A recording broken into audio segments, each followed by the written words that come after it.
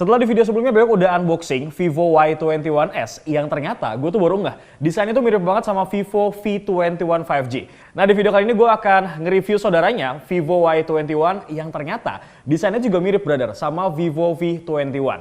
Tapi di tahap awal gue nggak akan ngebahas desainnya lebih dalam karena gue lebih tertarik sama bagian performanya brother.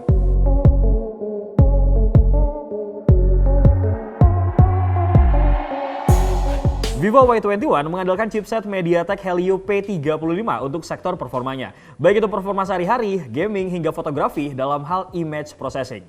Performa dari MediaTek Helio P35 akan dipadukan dengan kapasitas memori yang terbilang lumayan lega, yaitu 4 plus 1 GB extended RAM dengan memori internal 64 GB yang bisa di-extend lagi menggunakan microSD hingga 1 TB. Secara overall performanya buat dipakai buat casual sehari-hari kayak misalnya chatting, sosial media, YouTube, dan multitasking, gue sih nggak menemukan kendala yang berarti ya brother. Ini tuh masih lancar-lancar aja. Mungkin hal ini itu dikarenakan Vivo Y21 sudah punya kemampuan terpendam yang pertama kali diperkenalkan di seri V-nya mereka. Yaitu kita bisa menambahkan kapasitas RAM HP ini berkat fitur 4 plus 1 GB extended RAM yang otomatis bakal lebih memaksimalkan performa dari HP ini. Terus nih kalau kita bicara terkait performa gamingnya, pas gue coba main game sejuta umat yaitu Free Fire dan Mobile Legends di settingan grafis maksimal, hasilnya juga udah terbilang cukup memuaskan brother. Gue gak pernah nemuin lag sama sekali pas gue main kedua game tersebut. Meskipun nih sayangnya untuk game Mobile Legends kita masih belum bisa main di grafis ultra.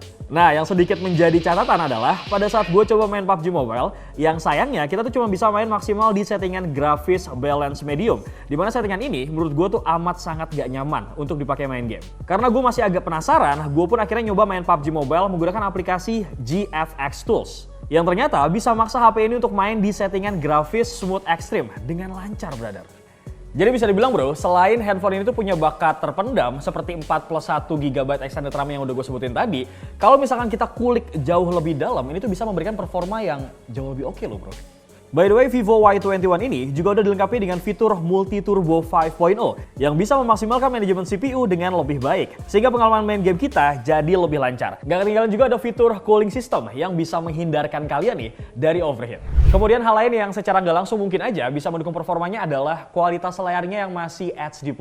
Sehingga beban chipnya tuh jadi nggak terlalu berat. Kemudian ya, penggunaan layar yang cenderung ringan ini tuh menyebabkan kapasitas baterai 5000 mAh-nya tuh jadi cenderung lebih irit berarti. Hal ini juga terbukti pas gue coba nonton YouTube selama 30 menit. Hasilnya baterai HP ini cuma berkurang 2% aja. Dan pas gue pakai buat main PUBG Mobile di settingan Smooth Extreme, hasilnya baterainya hanya berkurang 5% aja. Untuk baterai sekelas 5000 mAh sih ini lumayan awet ya brother. Mungkin ini tuh juga disebabkan sama fitur Vivo Energy Guardian di HP ini yang diklaim bisa memanage daya dengan lebih efisien. Vivo Y21 sudah didukung dengan teknologi pengisian cepat 18 watt fast charge yang diklaim Vivo mampu mengisi daya hingga 34% hanya dalam waktu setengah jam aja. Sehingga nih kita tuh nggak perlu lagi nunggu lama-lama pada saat melakukan pengecasan. Sekarang kita balik lagi ke sektor desainnya tadi ya brother. Jujur nih personally gue sih nggak terlalu masalah sama potongan dari desainnya tuh yang memang mirip sama Vivo V21. Ini tuh yang gue pegang varian warnanya Diamond Glow. Memang sih terlihat lebih glowing gitu ya brother. Desainnya tuh unik, fresh, dan gue tuh memang jarang banget menemukan handphone kelas 2 jutaan tuh yang desainnya kayak gini. Selain itu Vivo Y21 ini juga punya satu varian warna lain yaitu Metallic Blue. Gue rasa sih ini tuh ditujukan buat kalian yang lebih suka karakter warna yang lebih kalem dengan glass look finish.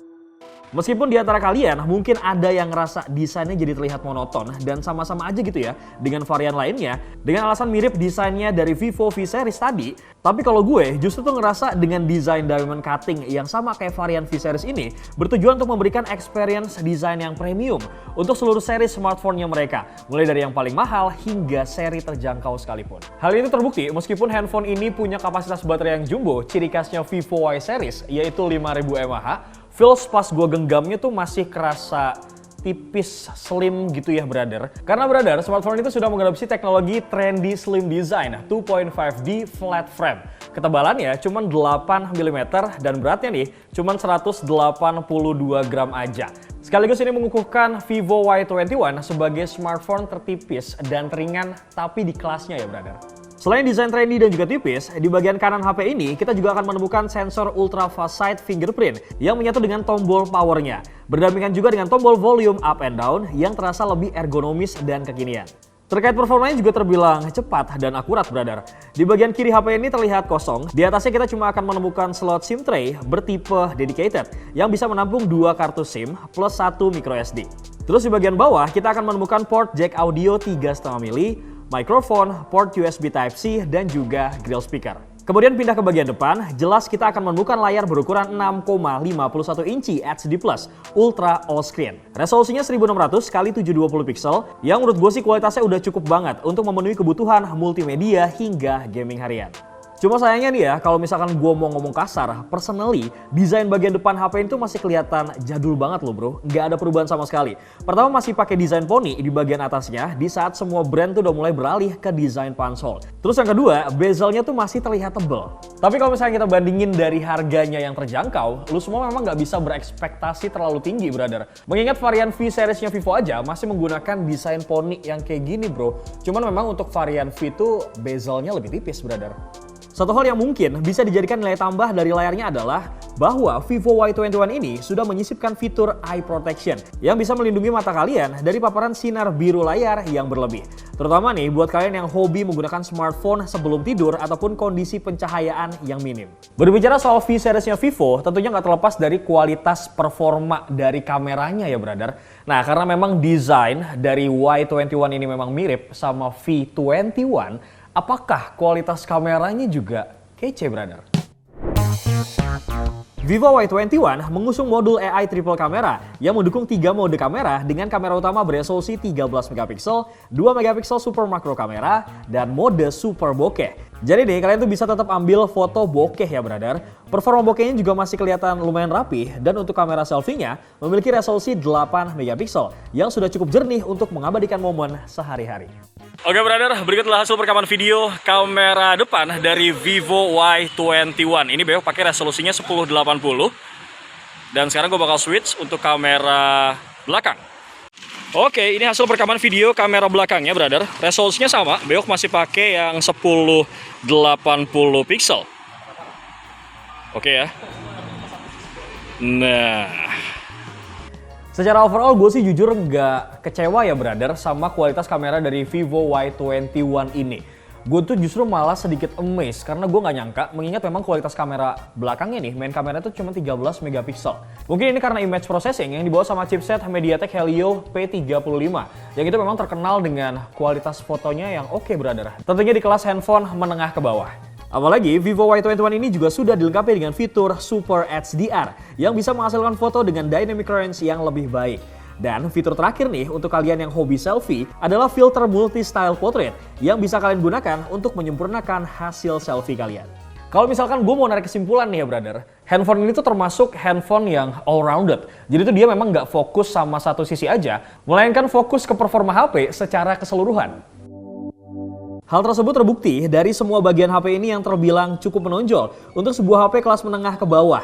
Mulai dari adanya fitur 4 plus 1 GB extended RAM, kapasitas baterai yang gede banget nih bro, 5000 mAh, plus 18 watt fast charge, trendy slim design ala flagship dengan desain tertipis dan teringan di kelasnya, performa kameranya yang terbilang oke, dan kemampuan gaming yang cukup yang dibalut dengan ketahanan baterai yang lumayan prima.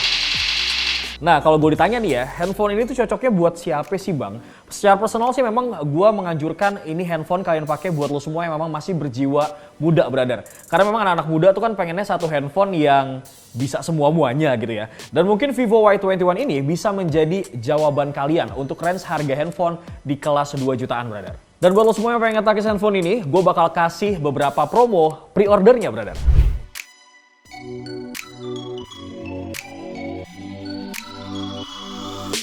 Terima kasih buat kalian semua yang udah nonton dari awal sampai akhir, no skip-skip. Jangan lupa juga buat like, komen, share, dan juga subscribe channel YouTube Pricebook Beauty, dan juga Pricebook Otomotif. Bewok pamit. Assalamualaikum.